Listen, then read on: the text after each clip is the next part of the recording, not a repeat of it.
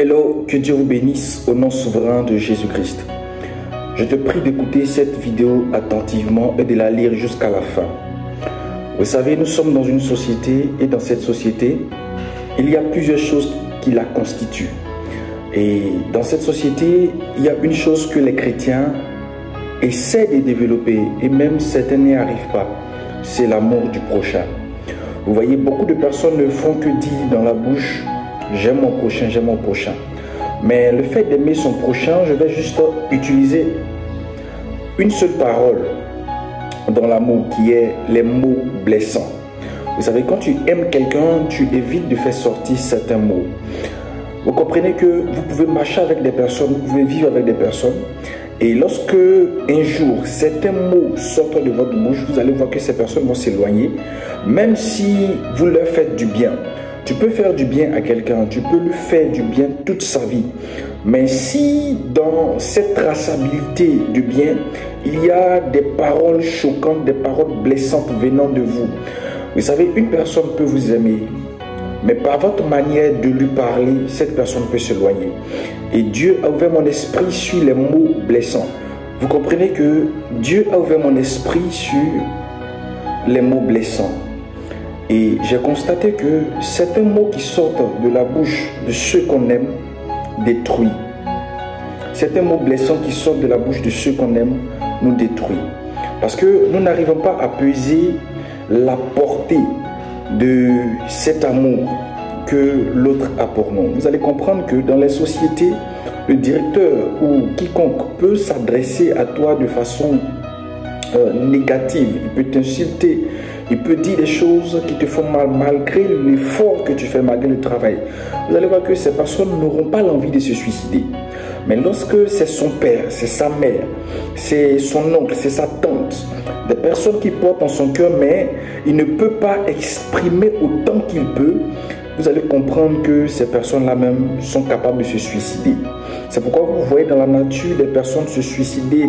Tu vas attendre qu'une personne s'est jetée à l'eau, telle personne s'est pendue, telle personne s'est suicidée et autres. Ce sont parfois les mots qui sortent de la bouche de ceux qu'on aime, nos enfants, nos parents, notre père, notre mère, la famille. Il y a beaucoup de choses. Et j'aimerais parler à tout le monde. Toi qui es en train de me visionner présentement, il y a certaines choses que tu dois arrêter. C'est-à-dire, apprends à contrôler les mots qui sortent de ta bouche.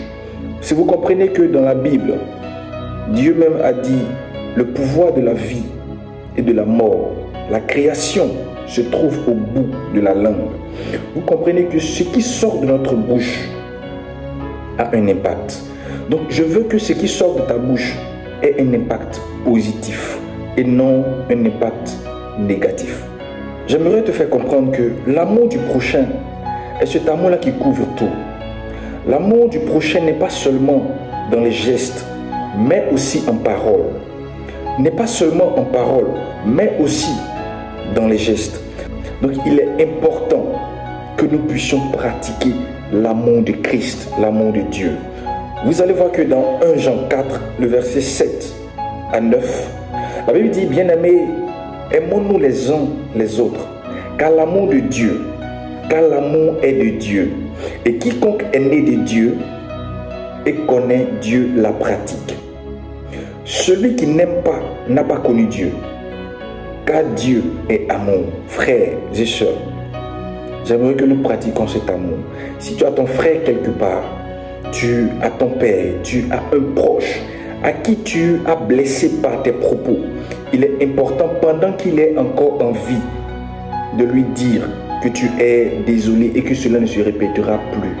Il y a des personnes qui peuvent vous aimer de tous les cœurs, mais qui vont finir par se séparer parce que vous ne faites pas sortir des mots d'encouragement. La parole peut changer même la mentalité d'une personne qui était désespérée. Mais d'autres personnes trouvent ce malin plaisir à piétiner les autres par leurs paroles, à détruire les autres par leurs paroles. Il y a des personnes qui n'ont pas ce quotient sentimental élevé. Et ces personnes sont beaucoup frustrées par les paroles qui sortent de votre bouche.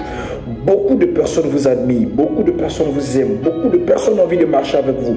Mais votre langage, ce qui sort de votre bouche, les mots qui sortent de votre bouche ont parfois blessé plus d'un. Je vous encourage à pratiquer cet amour-là, comme Christ l'a dit. Vous allez voir que dans le livre de Proverbes, la Bible dit Al, Medan, Orsina, Abba, Kasa, Peshakol. Vous allez comprendre que le Sina parle de la haine. Il dit Sina, la haine, attise. La haine attise. La haine attise. Retiens ceci. Le médanim c'est quoi? C'est les dissensions, les querelles. La haine attise. La haine, c'est comme un feu. Ça ne fait que s'embraser, ça ne fait que embraser la haine dans ton cœur, ça ne fait que attiser. Donc le Sina parle de la haine. Il dit Médanim, c'est les dissensions. Mais il y a une chose qu'il dit par la suite qui me plaît. Il dit mais la hava c'est quoi? L'amour. La hava couvre tout. J'aimerais dire à quelqu'un que l'amour, le petit grain d'amour que tu as dans ton cœur pour ton prochain, soit manifeste. Quand Dieu a aimé le monde, il l'a manifesté en envoyant son Fils. Tu ne peux pas dire que tu aimes quelqu'un et tu ne passes ton temps qu'à l'insulter. Tu ne peux pas dire que tu aimes quelqu'un et tu ne passes la majorité du temps à le dénigrer. Aimer quelqu'un, même quand il n'est pas là, tu parles de lui en bien. Et ce qui sort de ta bouche n'est que bénédiction. Il a dit, mais la hava, kasa, peshakol. Donc il veut dire quoi? Mais l'amour de Dieu, mais l'amour de Dieu qui est en toi, couvre tout. Donc, frères et sœurs, tu m'as écouté et je bénis ta vie parce que tu prendras conscience que les mots qui sortent de votre bouche ont un impact.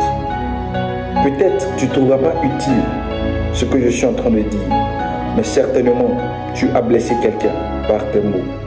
Sache juste que cette personne a besoin d'entendre venant de toi des mots d'encouragement, des mots de réconfort, des mots tels que ta présence auprès de moi me fait du bien.